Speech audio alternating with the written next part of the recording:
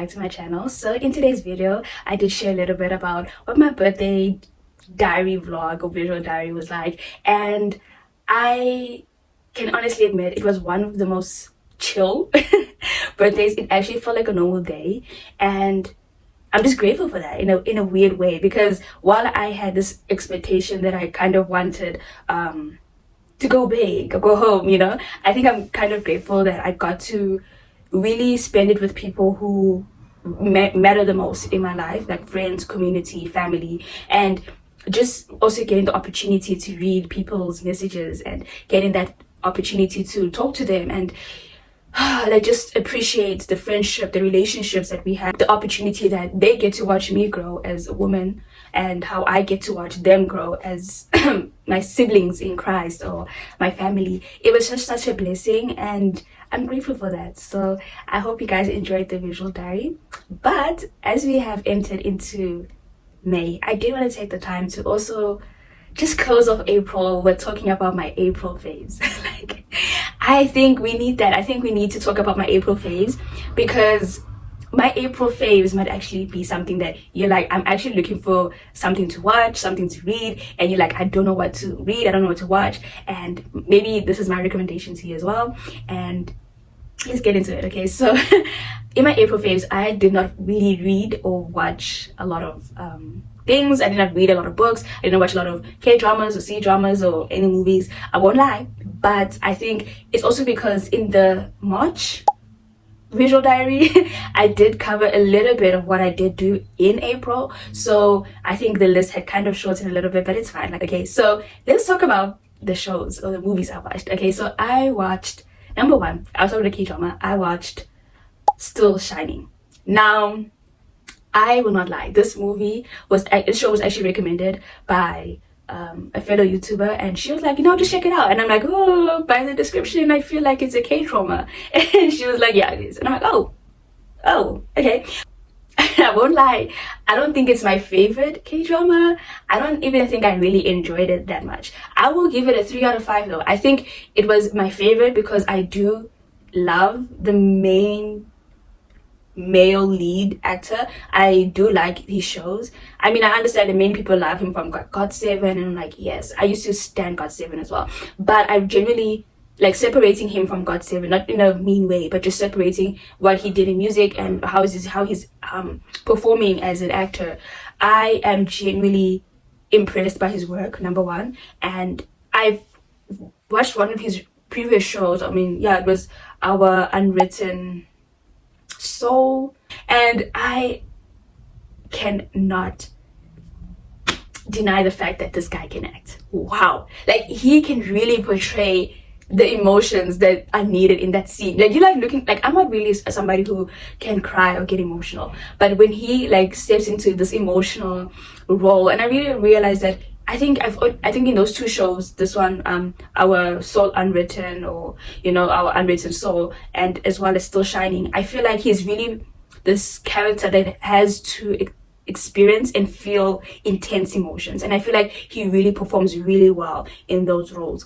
But I will not lie, it was really a hard watch for me because I was struggling to root for the woman character or the female lead character. The only reason why I was struggling to root for her was because I think in the plot really fed on the misunderstanding, miscommunication, or maybe lack of communication trope, and it was so annoying. Oh, spoiler alert, I'm so happy at the end that they did not end up together. Sorry, because that was not going to be a happy ending. I'm so sorry. They did not deserve to be together. They just needed to focus on their own goals, their own dreams, and maybe in a few years they can come back and fix that up. But I'm just so happy that they did not end up together. The next show I did watch was Pursuit of Jade. Oh my days. If you have seen my video on TikTok, I share how much I love my Dearest, which is a K-drama, which is set in the period or historical era, and I have struggled to find a drama that is as good as that. I've really not been interested in watching other period pieces or historical pieces because I'm like, there's just that thing of I can't move on from my Dearest. And funny enough, I saw the community who were watching Pursuit of Jade making all these funny videos. They were so funny, they were educational, they were just opinion oriented, and I was like, wow. I'm not gonna lie, the edits were interesting, but I felt like the community and the value that they provided to the show was just so interesting. So I was like, the community got me hooked, and I was like, I want to watch Pursuit of Jade, and I did. And I am so grateful that I did. I am so in love with that drama. It actually sits at #1 with my dearest. I have not been able to move on, and I finished that drama like almost a week ago or something. It has been such an emotional roller coaster with that K-drama, because I was like, not K-drama, C-drama, because I was like, 40 episodes, 40. Couldn't be me. I have a little bit of a commitment issue when it comes to long series, but I was like, you know what, I will stick it out. And each and every episode was so interesting. The way the characters were developed, written, and the character development that happened throughout, it was just so beautiful, and I really did enjoy it.